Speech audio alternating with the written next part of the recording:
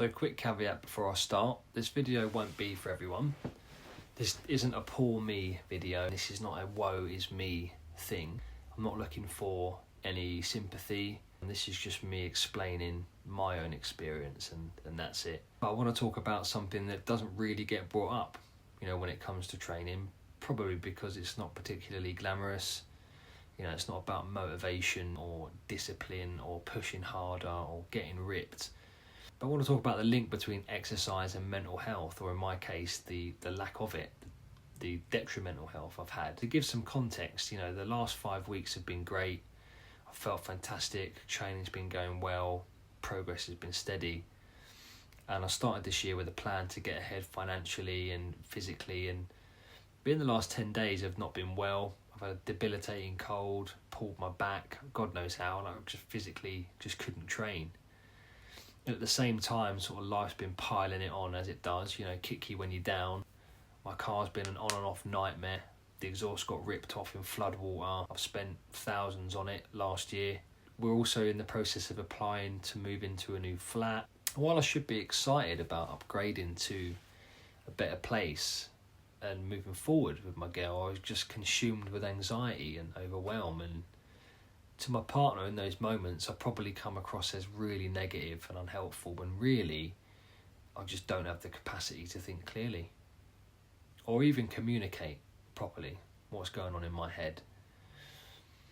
And this taps into something bigger for me. I want to feel like I'm contributing to my relationship. I want to feel useful and not like a burden. When I can't do that and life feels like it's sort of just dragging me along and I'm trying to grab some type of foothold and get some control and stability, or it's 2 steps forward, 3 steps back, normally I can deal with all this.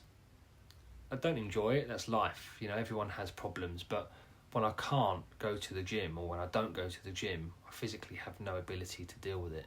My tolerance for stress completely disappears. My ability to deal with adversity just takes a nosedive.